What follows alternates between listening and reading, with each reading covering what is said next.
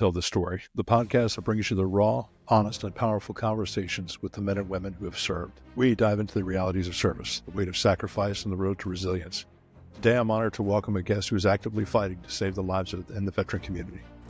Brianne Brown is a U.S. Air Force veteran and the Central Florida Regional Programs Director for the Fire Watch, an organization that is leading the charge in veteran suicide prevention. With a deep passion for connecting service members and veterans to purpose and resilience, she has dedicated her post-service career to ensuring that no one slips through the cracks. Today, we're going to dig deep into the mission of the Fire Watch, the veteran suicide epidemic, and the steps we can take to be a part of the solution. Our guest today is Brianne Brown. She honorably served 8 years in the U.S. Air Force, both active duty and reserve. Since transitioning out of the Air Force in 2017, she's become a leader in the nonprofit sector and veteran suicide prevention. Through her work, she has helped hundreds of veterans and service members find purpose and build resilience. Brianne now serves as the Central Florida Regional Programs Director for the Fire Watch. Brianne spearheads veterans advocacy with life-saving training to empower community members to connect veterans with the help they need before they reach a crisis point. Her mission is clear: to lift the fallen, restore the broken, and heal the hurting. Brianne, welcome to Tell the Story. Recording. There we go. Since you said I see, right, within the dynamics of a bio where you're trying to build your LinkedIn, I've heard so many times that it's so hard for us to talk about ourselves, right? And it looks not so hard. different It's in the the absolute conformity worst. it is, but we almost don't know how to talk about ourselves. And when we do, it's in bullet point form, right? So it sounds very direct, forward, straight to the point, and nothing really broken down in the context of an elaboration. You know, it's really, really easy to speak about those hard points. But what I kind of feel like it's more vulnerable and harder to speak about the softer points. It is. It's funny you say that, because when I transitioned out, I was trying to think to myself, how do I use all of the things that I've done and put it in civilian language? And you know, I have all the hard skills. What are the soft skills? Yeah. And I actually had to look up, what are soft skills? So Google helped me with that. And then I hired someone to help me with my resume and translate all of that stuff. And then I've probably spent a good 2 days, like 16 hours working on my LinkedIn bios and all of that stuff, trying to make myself marketable. And I have no idea what any of that stuff means. And then I just came to find out, you know what, I'm going to work for myself. So none of this really matters anyway. Well, gosh, when you think about it, in just within the dynamic of military culture, we have our own language. We do. So it's like having to relearn a whole nother language because we are speaking something completely different, and we have to try to conform now to the new norm. And that looks different for everybody. But in terms of transition, I remember it was actually this time last year that I met you, and you know, we had that conversation, you and I asked you, how's your transition going out of the law enforcement world? And this is kind of how we started having the conversation between you and I when we initially met. So I don't know if you want to kind of share how that came about, but it was this time last year that we were talking about transition. Yeah, and I absolutely do, because I think that's important. That's one of the big things when you get out of the military or leave a life of service is what's next? What does that look like? Because you don't have to worry about what am I going to wear, because it's already given to you. And when you explain to people, you know, and I remember you asking, how's transition? I said, well, I'll let you know when I figure it out. And I had already been retired for almost a year. And I still don't have a better answer for it. I don't talk to people like this anymore. So that hand gesture's gone. Oh, yeah. I might still have it in there. And tuck it in my back pocket. But it comes out when it needs to come out. Okay? Yeah, when my son when he asks something, not today, son. Not going to go back to that guy.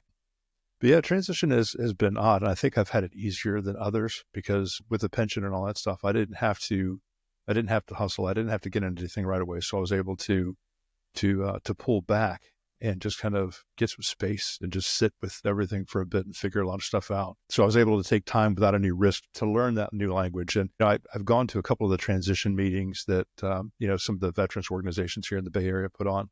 One of the first ones I went to, they said something that very, very profound, that yes, we have our own language, to your point, and we know how to speak to the people that we speak to. And then we wonder, how come the people in the corporate world don't understand what I'm saying? Well, what have we done to learn their language? Because you're right, it is a completely different language with all the circle backs and bubble ups and touch points and the ROIs and the KSAs. And I don't even know if I used any of that stuff right, to be honest with you. But Well, You know, it's transition is not secular. And that's what a no, lot of people don't understand. It really isn't secular. Unfortunately, it's something that we all face. You can't, can't go under it, can't go around it. You just have to go through it.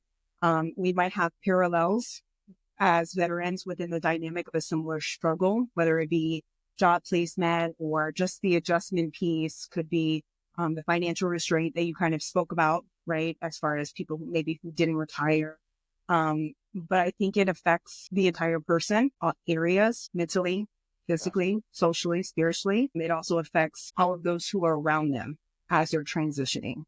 Friends, family members, coworkers. So again, this transition piece, it can get messy, but it's a refinement process, like any process. And you're not always going to get it right the first time, and that's okay. Right. I think, for example, for myself, I was active duty 5 years, decided to transition, into the reserve component. So I go to school full time. I was undergrad, went to grad school. Everything was in criminal justice, right? I was so set on going into a federal job. That's just what I had always wanted to do. Military is never really a 20-year career move for me.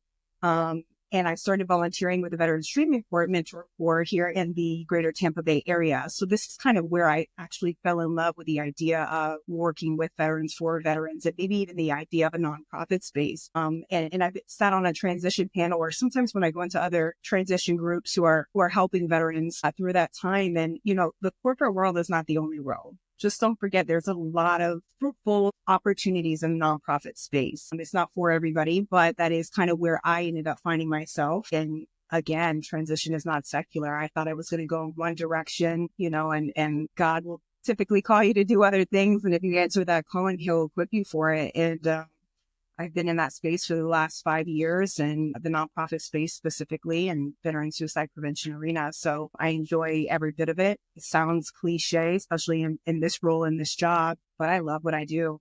I absolutely love what I do.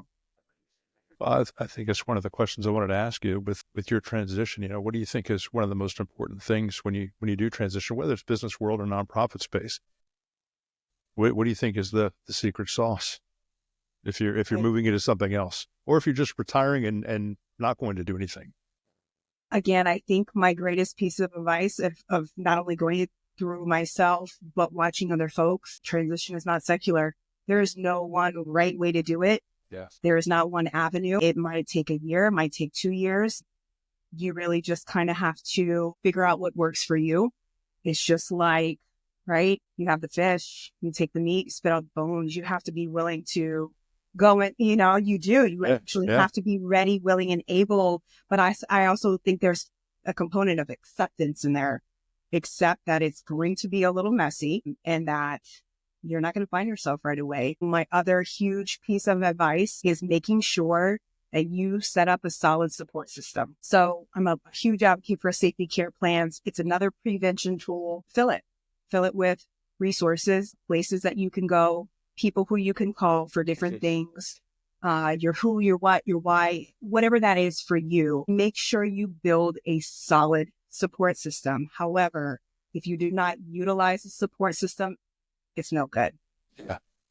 That plan is no good for you. Yeah. Build a plan, utilize the plan, because you will need to use that at some point within this transition period. And we also know the first 2 years are the pretty heavy years, and some of the hardest when transitioning out of the military for anyone, whether you made it a career or however many years you served. It's still a mindset, still a new way of life that you have to kind of transition out of or refine, if you will. Again, build that solid support network, but utilize it. Yeah, I've found that the tribe, because when we leave, you leave the team room, everybody's still doing the job. They're still doing the military thing. They're still doing the first responder thing, and you're not part of that anymore. So you kind of miss that. And if you don't have purpose and mission, and if you don't find that before you leave or have a plan for that, you're right. If you don't have a plan and execute the plan, it's going to be even messier than it really had to be. I remember after I retired, I had a buddy. He's a retired aviator, and he's asking me how it's going. About 6 weeks into it, and I was like, "Bro, this is awesome. I'm riding my bike every day. I'm getting in better shape. I sleep better. My hair's getting darker. All of these things." And And he said, "So do you have it figured out yet?" I said, "What do you mean?" And he says, "Oh, bro, I've been retired 6 years now." He says, "It's going to take you time to figure it out." I'm like, I don't understand why these guys like, okay, I retired, I left this place, and 6 months later, I'm going right back to the same place I retired from. Like, what? Why? Why didn't you just stay? And, like you said, it's different for every single person. Folks will say, "Oh, I got bored. I couldn't buy any more toys." Like, yeah, bro, find something to do. Find a hobby, find a tribe, find somebody that's going to keep you accountable, who knows your plan and is going to keep you on that plan. Well, That's even one in of the the things I found crisis, successful. when I worked more with active duty and veterans, the crisis portion, people don't understand, sometimes from the outside in how difficult the transition is. I heard it sounds very simplistic, but hard, right? Because you made a statement a little bit earlier about, you didn't have to think about what we were doing and what we were wearing every day. Well, unfortunately, this gentleman, 30 years in, through his transition period, some of his tipping points were sitting on the bed and not knowing what socks to put on. You didn't have to think about things like that. Just small things as they add up start to become a daunting process for people. Nobody would really even think of that. But again, it's those small things that can add up. Yeah, it gets difficult for people again. So I think that is my biggest takeaway for the transition element is it's not secular. Build a solid support system and utilize it.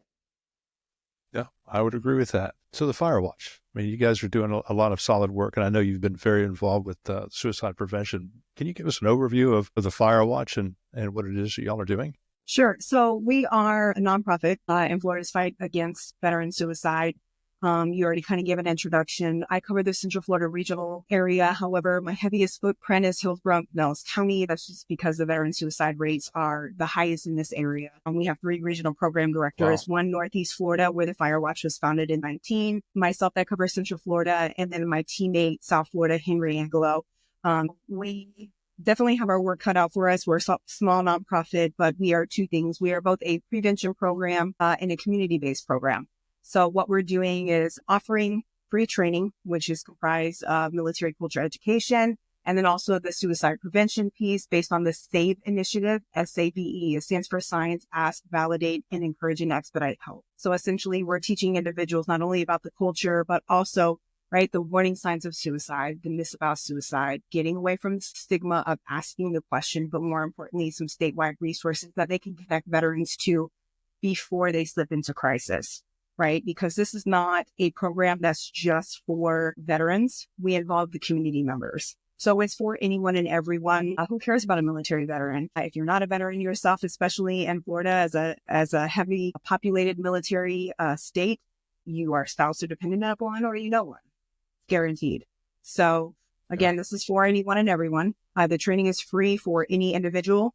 As a web learner, they can go to thefirewatch.org. They can take the training online. So that is our first pillar program, which is our Watch Dinner program. Or we have a second pillar program, which is called our Veteran Safe Place program. So what this does is it allows one of the regional programs director to go into any place of employment, business, group, or organization and facilitate the Watch Dinner training for them, which again is free. And they have the opportunity to become involved, again, what's called the Veteran Safe Place. So it's an internal program to the Fire Watch. Oftentimes they have Guard Reserve veterans that either A, work for them, 2, they want to hire them, or they're servicing them in some way. So not only is it showing support that business or organization has for the veteran community and those that, that work for them, that they're serving, but they're also giving life-changing tools to all of the employees. And this goes beyond the professional capacity, whether they're working with veterans or not working with veterans, but also in the personal capacity. So it goes beyond the walls of the workplace, right? Because we are in the community, we are everywhere. So we want to teach and engage and equip and encourage all folks to stand watch and to be a part of that movement and that community. So what it really does is it alleviates a lot of pressure off of the veteran from always having to come forward to ask for help, because that is one of the things that we teach. And I get a lot of comments when I have veterans in the group And I asked them, hey, which of these 15 do you feel like you relate to the most? And number 10 just happens to be, it's really hard for us to ask for help, which it may be for everyone. However, with this program, it is another form of, again, the proactive component of prevention and allowing them to have a conversation or somebody to have a conversation with a veteran. And in this conversation, alleviates the pressure off the veteran from always having to come forward to say, hey, I'm struggling with this, I'm struggling with that. Because there's a trust factor component, right? And there's also a piece of vulnerability when veterans are sharing. So from a larger scope, that is what the Firewatch is doing and building these communities, again, community members, business owners, and individuals who are active duty guard, reserve, veterans, or just patriots who love our military members here in the state. But again, giving them life-changing tools that they can take with them no matter where they go. I think that's awesome. You said so many wonderful things in there. I wanted to back up. One of the first things and what you said that hit me was there's a larger problem with veterans dying by suicide in the Bay Area. Is that because of the concentration, because we have the large VA system here, we have MacDill and all that stuff, or? So there's a lot of speculation. I don't like to assume and I don't like to speculate because James A. Haley's a really great hospital. They have one of the only PrEP programs here in the state. They have a great polytrauma unit. There's a lot of nonprofits that are here within the Bay Area that are kind of filling that gap. And we're all in veteran suicide prevention. We all just have a different delivery and how we're delivering that into the community. But what I can tell you is the veteran suicide rates for the state is 2.5 times higher than non-veterans. So that's still a pretty big gap.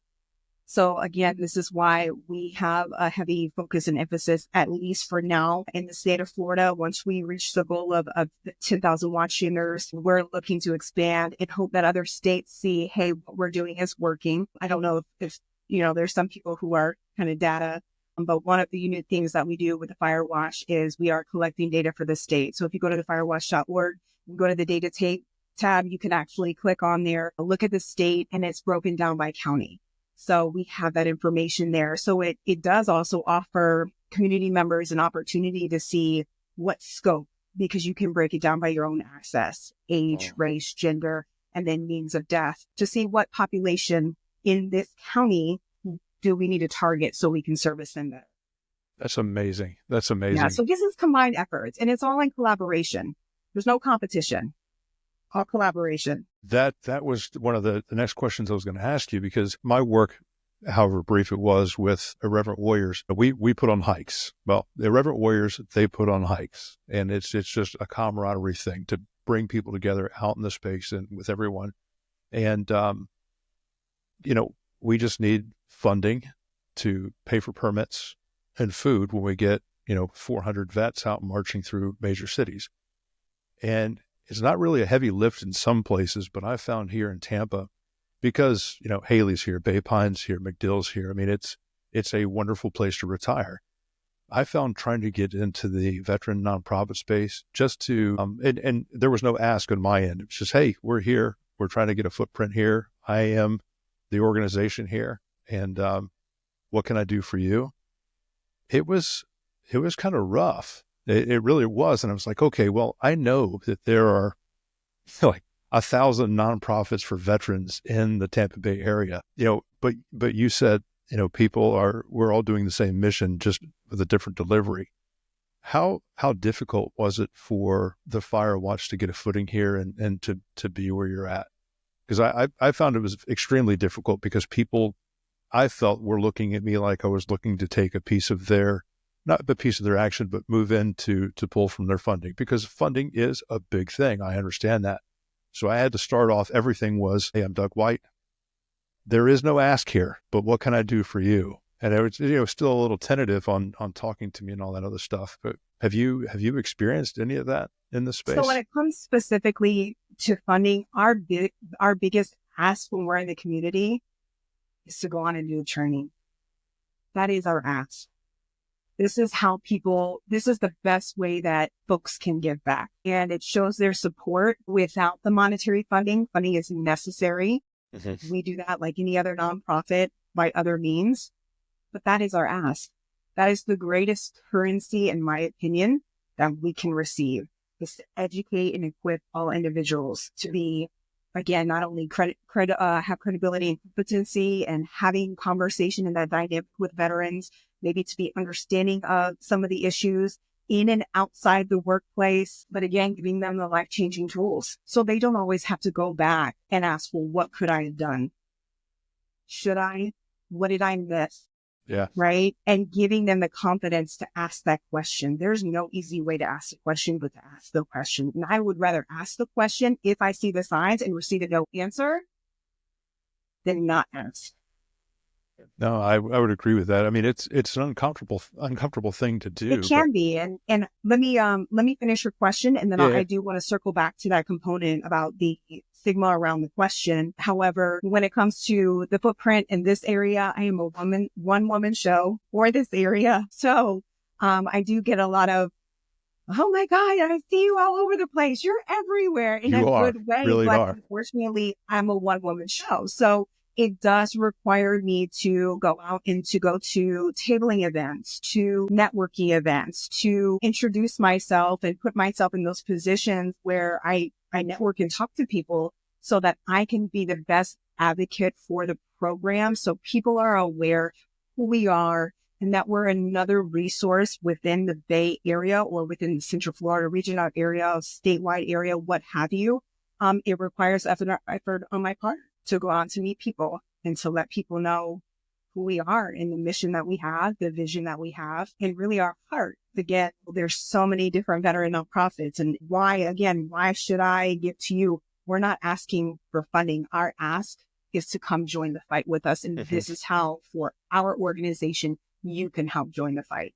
That's just my personal opinion within the dynamic of that. You have to just kind of go into those spaces and insert yourself. And again, collaboration. And the people's, it's not like you kind of said earlier, I'm not here to sell anybody anything. The program is free. Yeah. It's a free program for all individuals. So it's really up to them whether or not they choose to take advantage of that and what that means to them. So again, you want people's heart to align and to believe in the mission of what you're doing, and we're here to do that.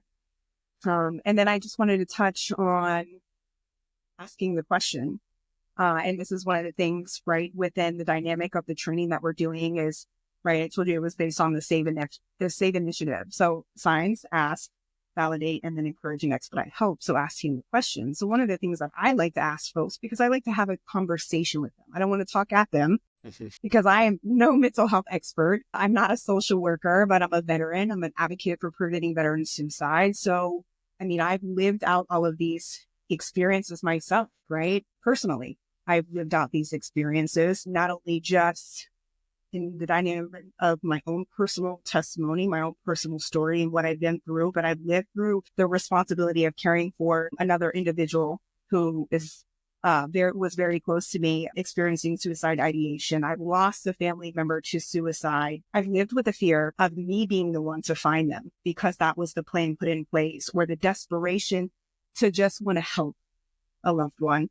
And I think everybody is like, oh my God, I can feel your passion, because typically if it's passion, it's something that's personal. Yeah. And it has been personal, but I do ask them, why do you think the stigma exists? And you got to kind of think about the different dynamics. And a lot of people within the culture, it's taboo for a lot of cultures. It might be frowned upon by different cultures, by different religious infrastructures. Some is a mindset, right? What happens in this house stays in this house. It seems so different, but this is the dynamic. So you don't, whether it's you or somebody else, how do you ask for help when, you want to be kind of faithful to your family dynamic or fear, right? And some of these are just main motivation of emotions behind it. The fear of asking the question, what if they say yes? What do I do? Yeah. And then do I own the problem to fix them? That's the fear. It's like, hey, how are you doing? Shit, they really told me how they're doing. Now, what do I have to do with this? I think that's why a lot of people stay away from that. Yeah. They don't want to have to own it, or feel that they would have to own it if they ask. And then the dynamic of what I like to tell people when I'm facilitating the training, you are there to connect, not to counsel. This is why we give you some direct resources that you can call somebody who's trained in true intervention and might have some additional training and resources for suicide intervention. Remember, this is prevention for suicide intervention, that you can sit with them while you call and get them connected. That's that warm handoff. And then you connect them to the subject matter expert, just based on that veteran specific need at that time. So again, connect, not counsel, but also look in the dynamic of the military culture. If you want to put that into perspective, it's a form of weakness, it's mindset. But once you get out, I think you start to soon realize it's wisdom, not weakness. That becomes that support element and that support network that you need to utilize. Because if you use it out of wisdom, you'll be able to save yourself, or you'll be able to be there to help support and save someone else. And you may never know. You may never know. You have to just be okay with not knowing. I have no idea who this is helping. And where I'm absolutely okay with, I go where I'm called, I go where I'm needed. And at some point, they have the information that they need, or the tools or confidence or whatever it is that they needed at that time. And it could be years from now. And I may never know. And I'm okay with that. I'm absolutely okay with that. But again, asking that question, and there's also fear, not right. We talked about fear, but guilt and shame behind it. Oh my God, I can't believe I had these thoughts. I'm in suicide prevention, because I've been there. I'm in suicide prevention and I'm having them myself. How do I even sit here and advocate and help, to help other broken people? Because we're so good at doing that for other people. And this is why it's so important to understand and recognize that support element that I built. So when I need to utilize it, I can utilize it. But guilt and shame is another huge factor. It's a huge deterrent. Can't believe, or I should have asked, right? Or survivor's guilt, you could insert so many different things, because we each have our own individual experience. We each have something to contribute to the conversation. I really honestly don't know any veteran where suicide has not touched. Yes. I don't. And it's a sad factor, but it's a truthful factor. I've seen some of the most miraculous things take place as far as the dynamic of healing in a peer-based setting. Mental health is absolutely necessary. Medication, whatever anybody needs, but remember, it affects all areas of your life. So within that dynamic of like what you were doing with the Silky's Hike, that's your social reintegration. So it's so important to understand how it is affecting you, what areas it's affecting you, and understand that those domains, all 4 of those domains, they might intersect. So make sure that you're treating each one appropriately. If that makes sense. Yeah, no, it does. And oh my goodness. So I need to back up a little bit. Sorry. No. When I get on it, I told you, once I get into my rhythm, I might go off a little bit, but No. And I only want to back up because I have so many questions in my head that when you're saying something, I want to say something, I'd like to ask more about this, but yeah, let's talk it out. I lose myself because I get excited and then I have a tendency to monologue or rant. We've got time. Let's talk it out. So when you said about the vulnerability, shame, guilt, and all of the things that come along with suicidal ideation, when you and I met last year, and then I started getting involved in the Silky's Hikes and all that other stuff, I was completely lost. I had started journaling when I retired in July of 23. It was a process of peeling back a lot of layers and seeing what I thought about a lot of the things that I'd never given thought or even words to. And when we were at the Liberty Ship back in May of 24, it's funny to refer to something as last year when it was only 2 months ago, but we started talking about my transition and you and the fire watch and everything that people were doing there. I had a rough idea of a manuscript for the book that I wanted to write, but I was afraid to put it out there because I was owning every shortfall, every shameful moment, the guilt, the things I could have done better, and all of these things. And through the next few months after that, I finally got it together, and it finally published on Veterans Day of 24. And in that book, on page 125, I talk about my breakthrough moment when the suicidal ideation went into well, not action, because obviously I didn't attempt it, but I had a moment where I had a pistol in my hand. And it was still, when I wrote that back in June, July of last year, I had only mentioned it out loud to a counselor and to my wife, Michelle, to no one else. The Camaraderie Foundation asked me to come do a speech for them at their annual PTSD function. It's every June. And the Camaraderie Foundation actually helped me with paying for the counseling that I needed when I finally decided to find counseling. So it wasn't an owed debt or anything. It's just something that I wanted to do. Like, hey, there's a success story here. This stuff works. And I stood up in front of this room of people and I told my story for the first time. And I don't remember, I had this beautiful speech and everything, and I didn't hear a word of it. My ears rang the entire time I was up there. I was emotional. I was cottonmouth. But when I was done with that, the amount of power and freedom that I felt having owned that was an incredible thing that I still cannot put words to. With all of that said, I have a book. I have it. It's all out there. I've had this podcast, all this, my messaging and everything else. But on page 125 of my book, it says, there I was holding a pistol in my hand. That's it. Shift conversation, move to everything else. I didn't talk about what I was feeling, what I thought about that, what I've been thinking since then, that I didn't realize that I had actually drawn my pistol and staring at it. I think in the book, I just said, I realized I have a pistol on my hip. I can end it all now. I didn't go into there I was sitting there staring at a gun in my hand. Because even though I had owned it, I was still ashamed of it. I was still afraid of it. It was still very, very raw to still put it out there. And I'm still very much in the trenches of this journey. And I think it's amazing. Even I'm uncomfortable talking about it, but I think that, were you to ever find yourself in that position, I think it makes it more relatable that, you're right. The religious stigma that's there, the cultural stigma that's there, it's the easy way out. It's cowardice. It's this, it's that. It's whatever the things are being said about it. And yes, there are, as you say, collateral damage, the downstream and second order impacts of dying by suicide.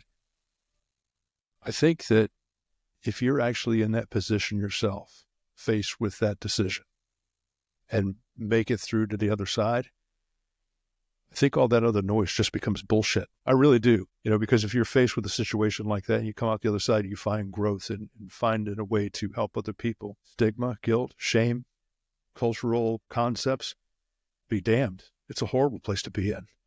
Nobody ever thinks that they're going to find themselves in that place, right? Exactly. You never think that you're going to find yourself in that place. It is bad. And it's again, nobody ever thinks that they're going to find themselves in that place. I think that as I get a little bit older in life, I'm not going to tell my age on the podcast, but 32. As I get older, I'm learning to never say never, because you can find yourself in situations or positions that you never thought you'd be in. I never thought I would be in that position myself, especially being a huge advocate for it. It happens. It's a human condition. Yeah, you're right. Life happens. Life happens. And again, as men and women of faith, hopelessness is the number one sign. They say hope deferred makes the hurt. That's an internal. These are all in your emotions. They're all internal. This is why I say be very careful not to think that you're treating the symptom with one thing and you really need to be treating something different. Or you need to combine, because sometimes they overlap. And you need more in one area or multiple areas. Again, that's why I say it's not secular. Nobody has a normal. Everybody's normal is different. There's no 4 pieces to the pie. Your normal that day might be 20%, 40%. You know what I mean? The percentage might be broken up, and that's what your normal looks like that day. So it is, I mean, it's, again, nobody expects to find themselves in that place. And this is why I say it's so important to create your support system and utilize it, so that when you see that, oh shit, it becomes going automatic. Down in this area, I know who I can call, or what thing I need to call them for, or what resources available. Like you mentioned, Camaraderie Foundation. That big shout outs to Camaraderie Foundation. They're Veteran Safe Place. I know them very well. They've even paid for my mental health. I've gone through them as well. Mm-hmm. So again, I was like, I think it's time think it's time to make an appointment, or, hey, I need to call this friend today. So it's so important to do that. But, I appreciate your courage in sharing again. And this is that component of vulnerability piece, and where you thought that you were going to give your power away by saying it, you actually took it all back by speaking it. Yeah. And I think that's what a lot more people need to hear when we share our testimony. Somebody needs to hear your testimony so that they can rise up to the occasion to be able to share theirs, because we all have testimony. And I'm a firm believer we never go through things in life for ourselves. It is always to help another person through. It's always. It is never. It's get over yourself. It's amazing It you is say that. never about you. It is always about someone else, because you have no idea the magnitude. If you could change your perspective, the magnitude, it's just like I often think about this ripple effect. Sounds really weird, right? So when you do good and, the person behind you, maybe for their coffee, you like this ripple effect. I often think lately about the ripple effects of your no, not just your yes. Wow. I know that was deep. Okay. Yeah. Yeah. So I'm But going to. I mean, because you're here and your yes and your obedience to certain things, it has a ripple effect that goes and it just keeps going, right? In the world, and again, you never know where it's at. But there's times where I think about there is no ripple effect when I have a no. When I say no, how does it affect who it could have helped or should have helped? You know what I mean? And this is where the empowerment and the encouragement piece from so many different veterans or so many different people at their journey in their space, it becomes so powerful to share their testimony and to help other people through their trials and tribulations, because it continues to go. You went through yours, and look at how many people on the podcast you helped. That then you're empowering them to share theirs, and how many more people that you see with your yes. Yeah. And you know what, to that, oh my God. I need to get a sponsor so I can hire somebody to sit here and take notes. Hey, read that back. Okay. Because I'm too much blast. Yeah. Too much blast over pressure to remember all this stuff. So I had a guest on a couple episodes ago, Dr. Jennifer Burnt. She's the co-founder of Shields and Stripes. And she said that the secret to her life and her success, her growing up, her service now, and all of this other stuff is always looking for a reason to say yes. And when she said that, I was like, yeah, I've got a buddy, a childhood friend that lives on the mountaintop, and literally on a mountaintop. And if I called him and said, hey man, I need a kidney and $1,000 tomorrow, he'd get $1,000. Don't ask him how he does it. Don't ask him how he got the kidney, but he would get in his truck, the kidney, not literally, figuratively, but for $1,000, he'd get in his truck with $1,000 cash and drive through the night from the tippy top of Maine to Tampa to get here and bring me my money, just because that's who he is. He's not going to ask any questions. He's just going to do it. He always finds an excuse to say yes. And I have found in my yes, since you brought it up, the more I tell this story and the more I think about it, I'm forced to face it. I'm forced to stand in the mirror and own it day in and day out. And I find that, I think it's ridiculous that me telling my story gives someone else permission to tell theirs. I don't have that kind of power. That was my next comment. I know. It's almost as if it gives people permission. It does, but let me be self-deprecating here for a second. I would like to think that it's powerful enough that it gives someone else at least space, if not permission. But I find that every time that I say it, I'm helping myself even more. Like I peel back another layer and say, oh my God, I never thought about that. Conversations like this, it unlocks something new every day. So I think having these conversations, the power of your testimony. You're right. We go through this not for ourselves. We do this for somebody else, and it would be selfish to sit on my story and not have these conversations. It's like the power to produce fruit on the tree. I'll never, only in seasons do I get to enjoy the fruits of my labor. Only in seasons.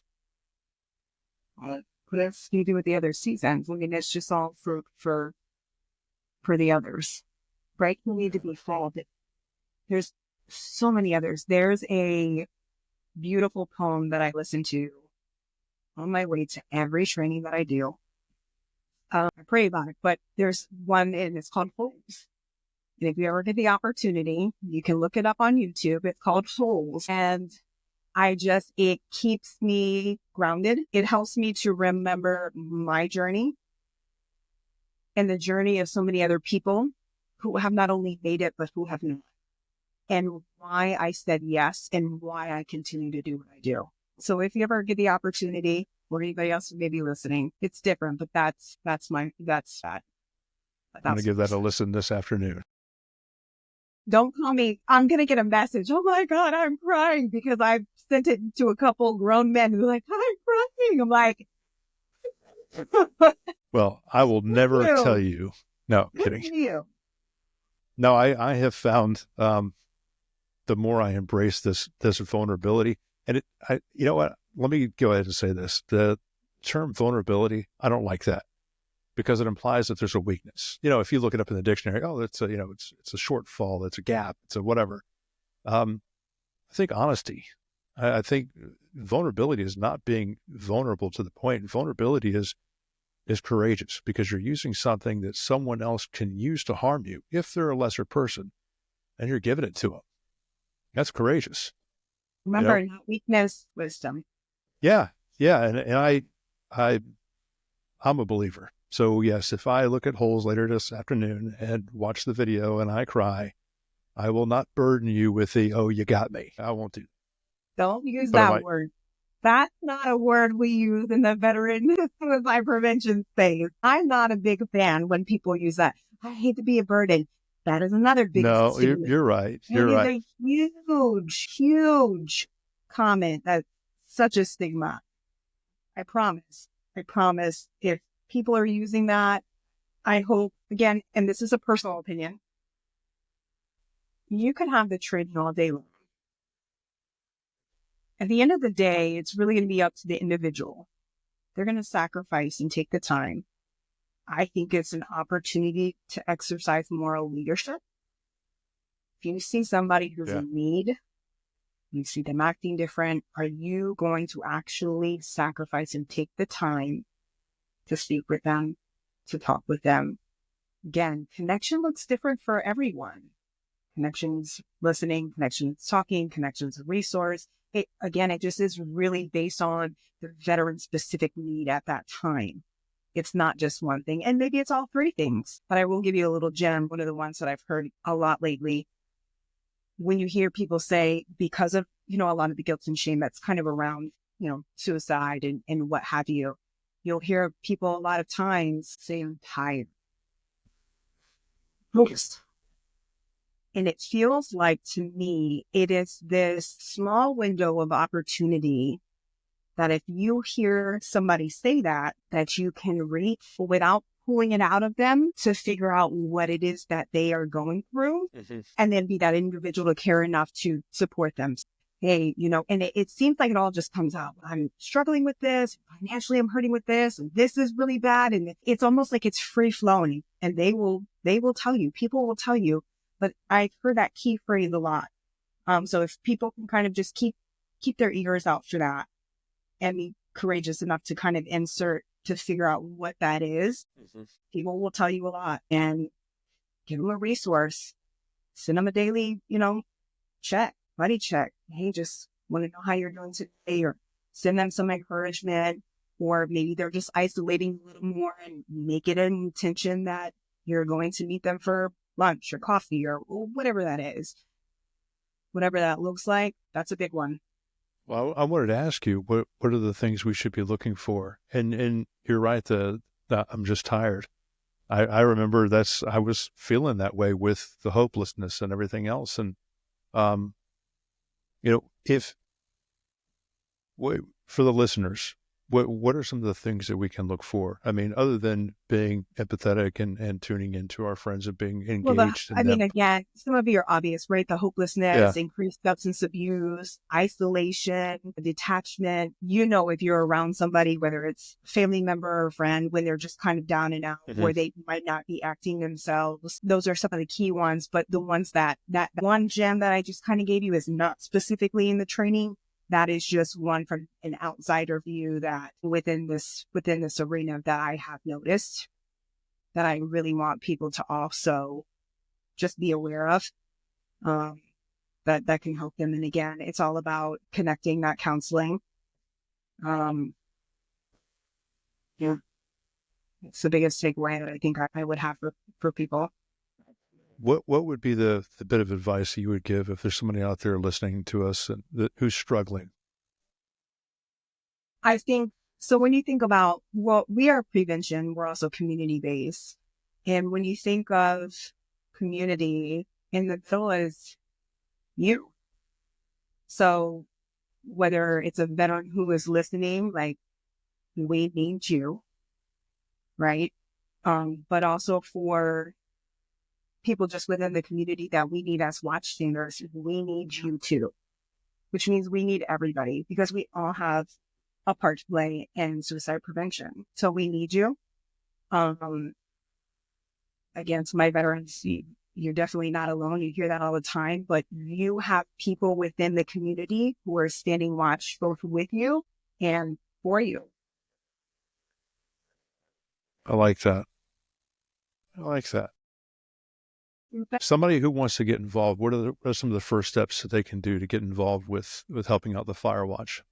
Yeah. So it just really depends. Again, if you're just a single individual, independent learner, you go to thefirewatch.org, take the training, become a watchstander. And again, our biggest ask is to advocate for the program and to take this training and utilize it if absolutely necessary. You take the training in hopes that you never have to utilize it, but at least you're equipped if you do. And also, if you are a business owner and you work for a business, again, we go into any place of employment, business group or organization and facilitate the training. It takes about an hour. So lunch and learns are a great advantage that we have. But there's more information on thefirewatch.org about that. And you can request no matter where you're at in the state of Florida. Again, we have 3 regional program directors. So we can kind of accommodate that need as well. So have us come in and facilitate the training. I appreciate that. I appreciate you taking the time with us today. Are there any parting words for the listener out there? I think I've said so much.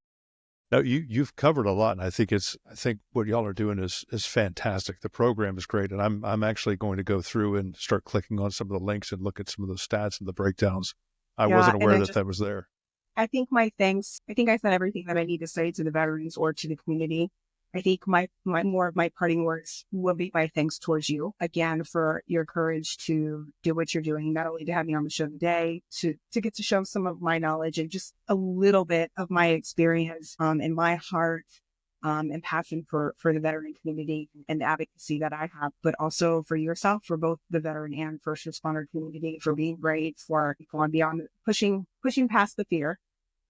And doing what you're doing because you're reaching a lot of people and your journey has just begun. Mm-hmm. Your journey has just begun. So I'm so happy to see where you were last year versus where you are this year. I want to ask you how your transition is going and now look at how different the conversation is.